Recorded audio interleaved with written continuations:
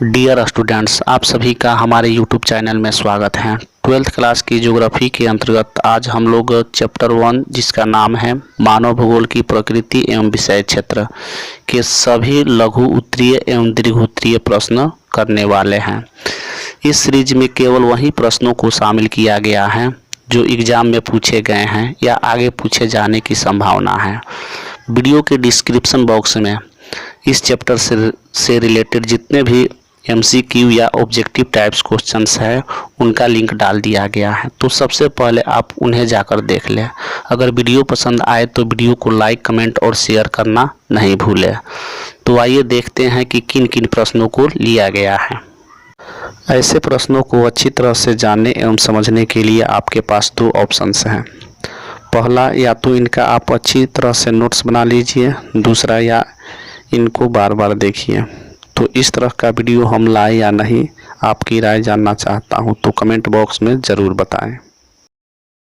पहला प्रश्न है, मानव भूगोल को परिभाषित कीजिए अथवा मानव भूगोल से क्या अभिप्राय है।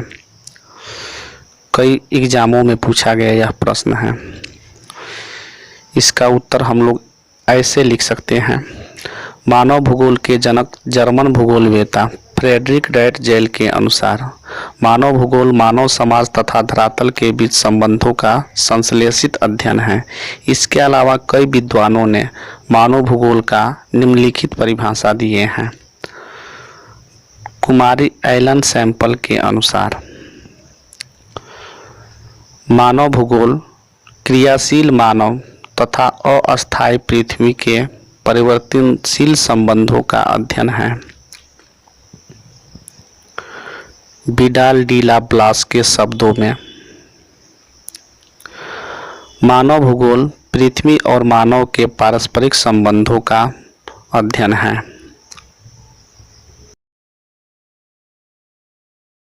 आते हैं दूसरे प्रश्न की ओर। पर्यावरणीय निश्चयवाद का क्या अर्थ है। मानव के प्रकृतिकरण के द्वारा इस संकल्पना का विकास कैसे हुआ। यह CBSE 2009-2016 में पूछा गया प्रश्न है। पर्यावरणीय निश्चयवाद वैसी विचारधारा है जिसमें यह माना जाता है कि मानवीय क्रियाकलाप प्राकृतिक वातावरण की शक्तियों द्वारा निर्धारित होते हैं। मानव अपने सभी क्रियाकलापों के लिए पूर्णतः प्रकृति पर निर्भर है, अर्थात मनुष्य प्रकृति का दास है और उसके सभी कार्य प्रकृति द्वारा प्रभावित होते हैं। प्राचीन काल में अपने सतत पोषण के लिए मानव अपने प्राकृतिक वातावरण पर प्रत्यक्ष रूप से निर्भर था। वह प्राकृतिक शक्तियों को एक शक्तिशाली बल, पूजनीय एवं सत्कार योग्य मानता था। मनुष्य ने अपने आप को प्रकृति के आदेशों के अनुरूप ढाल लिया था। इस प्रकार इस संकल्पना का विकास हुआ।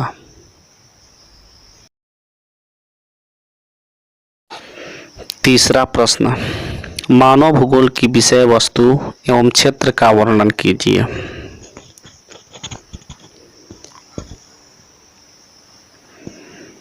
उत्तर, मानव भूगोल प्राकृतिक पर्यावरण तथा मानव के अंतर संबंधों का अध्ययन करता है तथा मानव भूगोल के विषय क्षेत्र के अंतर्गत मानव द्वारा अपने प्राकृतिक वातावरण के सहयोग से जीविकोपार्जन करने के क्रियाकलापों से लेकर उसकी उच्चतम आवश्यकताओं की पूर्ति के लिए किए गए सभी प्रयासों का अध्ययन सम्मिलित होता है। अतः पृथ्वी पर जो भी दृश्य मानवीय क्रियाओं द्वारा निर्मित हैं, वे सभी मानव भूगोल के विषय क्षेत्र के अंतर्गत सम्मिलित हैं। मानव भूगोल के विषय क्षेत्र निम्नलिखित हैं। सामाजिक भूगोल, नगरीय भूगोल, राजनीतिक भूगोल, जनसंख्या भूगोल, अधिवास भूगोल, आर्थिक भूगोल।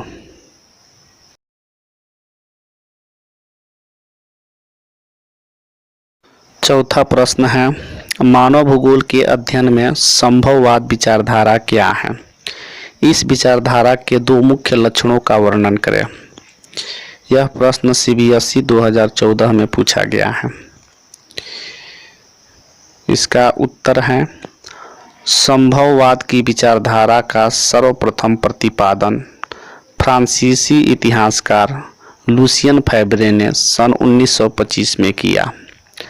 फैब्रे के अनुसार कहीं कोई अनिवार्यता नहीं है, स्वतंत्र संभावनाएं हैं तथा मानव इन संभावनाओं का स्वामी होने के नाते इनके उपयोग का निर्णय करता होता है।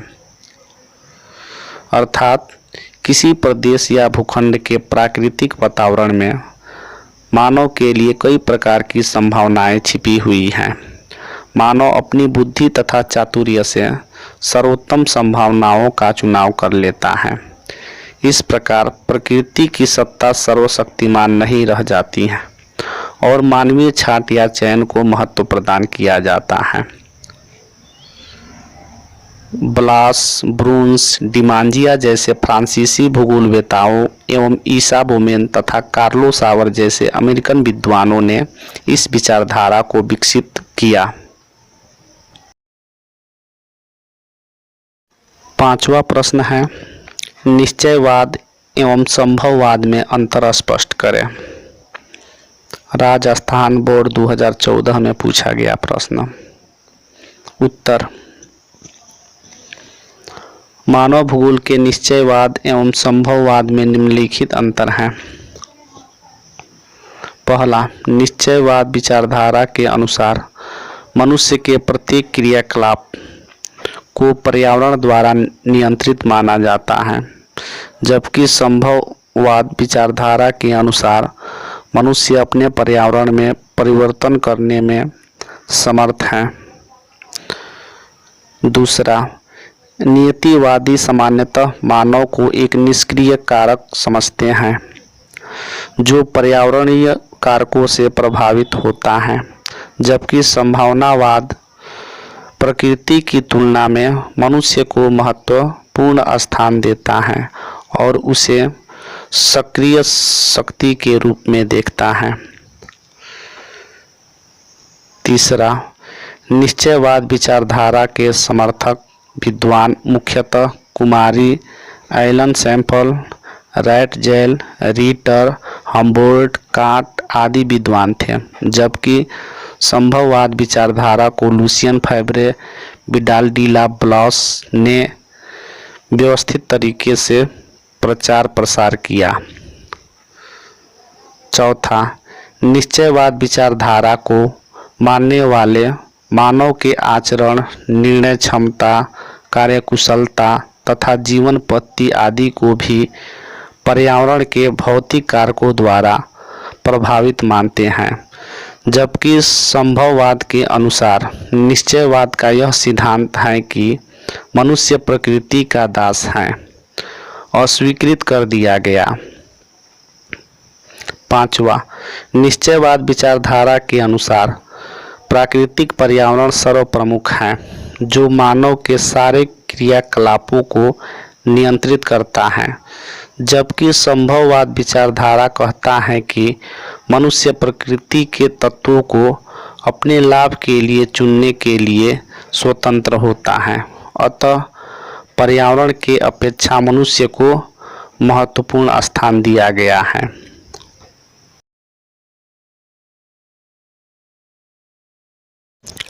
छठा प्रश्न, मानव भूगोल के अध्ययन के 3 नवीन विचारधाराओं का वर्णन कीजिए। CBSE 2005 में पूछा गया प्रश्न। इस प्रश्न का उत्तर हम ऐसे लिख सकते हैं। मानव भूगोल के अध्ययन के 3 नवीन विचारधाराओं का वर्णन इस प्रकार है। पहला, मानवतावादी विचारधारा। मानव भूगोल की वह विचारधारा जिसका संबंध मुख्य रूप से लोगों के सामाजिक कल्याण के विभिन्न पक्षों से है, मानवतावादी अथवा कल्याणपरक विचारधारा कहलाती है, जिसके अंतर्गत आवासन, स्वास्थ्य व शिक्षा जैसे पक्ष सम्मिलित होते हैं। दूसरा, अमूलवादी विचारधारा। मानव भूगोल की वह विचारधारा जिसके अंतर्गत निर्धनता, बंधन एवं सामाजिक असमानताओं के आधारभूत कारकों की व्याख्या के लिए मार्क्स के सिद्धांत का उपयोग किया जाता है, अमूलवादी या रेडिकल विचारधारा कहलाता है। तीसरा, व्यवहारवादी विचारधारा। मानव भूगोल की इस विचारधारा में प्रत्यक्ष अनुभव के साथ साथ स्थान की अवधारणा का सामाजिक संवर्ग, जातीयता, प्रजाति तथा धर्म पर आधारित सामाजिक वर्गों के आधार पर अध्ययन किया जाता है। हमारा अगला प्रश्न है, प्रकृति अवसर प्रदान करती है और मानव इनका उपयोग करता है तथा धीरे धीरे प्रकृति का मानवीकरण हो जाता है। इस कथन को प्रमाणित कीजिए। CBSE 2018 में पूछा गया यह प्रश्न है। इसका उत्तर, समय के साथ साथ लोग अपने पर्यावरण तथा प्राकृतिक बलों को भली भांति समझने लगते हैं।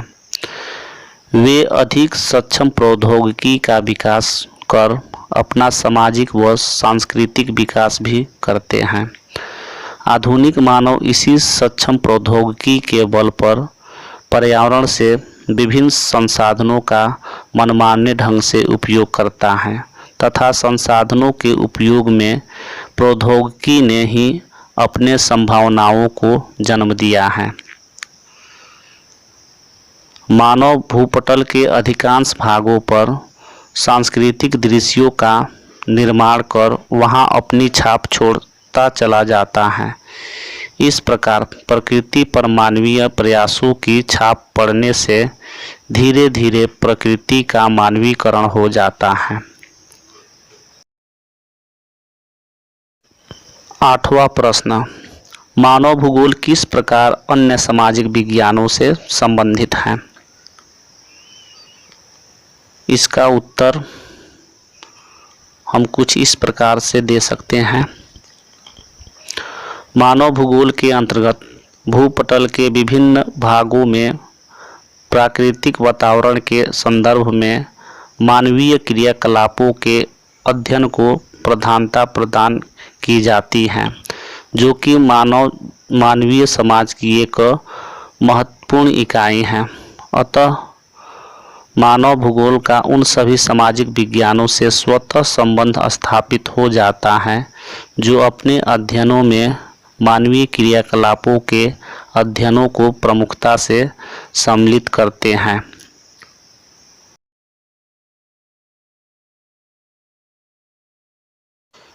नौवां प्रश्न है, नव निश्चयवाद विचारधारा की विवेचना कीजिए।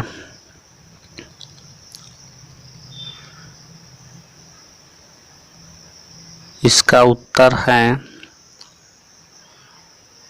नव निश्चयवाद विचारधारा निश्चयवाद और संभववाद के मध्य की विचारधारा है। ग्रिफिथ टेलर इस विचारधारा के प्रतिपादक हैं। उनके अनुसार मानव निश्चित सीमा तक ही पर्यावरण को प्रभावित कर सकता है।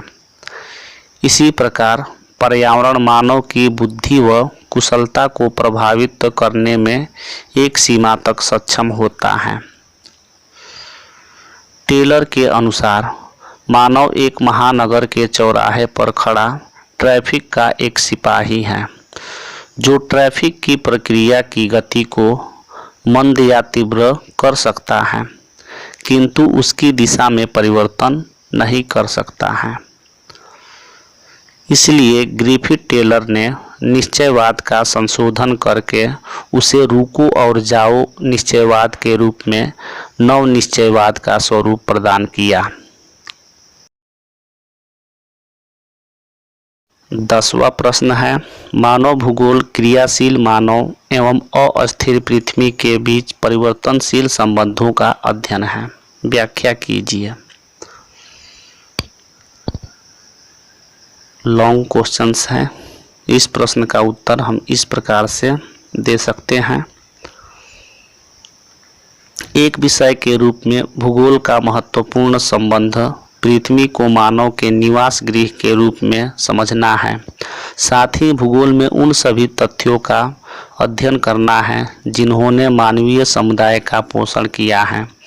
इस प्रकार भौगोलिक अध्ययनों में प्रकृति तथा मानव दोनों का अध्ययन सम्मिलित करना होता है। फ्रांस में मानव भूगोल के संस्थापक भूगोलवेत्ता विडाल डी ला ब्लास के अनुसार मानव जाति तथा मानवीय समाज का विकास वहाँ के प्राकृतिक वातावरण के अनुरूप ही होता है। ब्लास के शब्दों में मानव भूगोल पृथ्वी और मानव के मध्य के अंतर संबंधों के विषय में एक नई संकल्पना प्रस्तुत करते हैं। इस संकल्पना से हमारी पृथ्वी पर नियंत्रण करने वाले भौतिक नियमों के विषय में और उस पर निवास करने वाले जीवधारियों के संबंधों के बारे में विश्लेषणात्मक ज्ञान प्राप्त होता है। मानव तथा पृथ्वी दोनों ही क्रियाशील व निरंतर परिवर्तनशील हैं। इसी कारण मानव तथा पृथ्वी के वातावरण के परस्पर संबंधों में परिवर्तन होता रहता है। दूसरे शब्दों में यह कहा जा सकता है कि मानव भूगोल की प्रकृति अस्थिर न होकर परिवर्तनशील होती है। इसी अर्थ में कुमारी एलन सैंपल ने मानव भूगोल को निम्नलिखित शब्दों में परिभाषित किया है। मानव भूगोल क्रियाशील मानव तथा अस्थायी पृथ्वी के परिवर्तनशील संबंधों का अध्ययन है।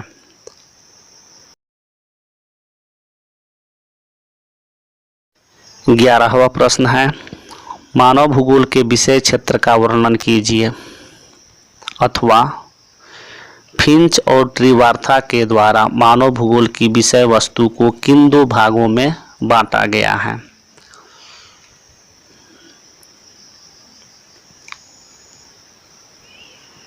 इस प्रश्न का उत्तर हम इस प्रकार से लिख सकते हैं।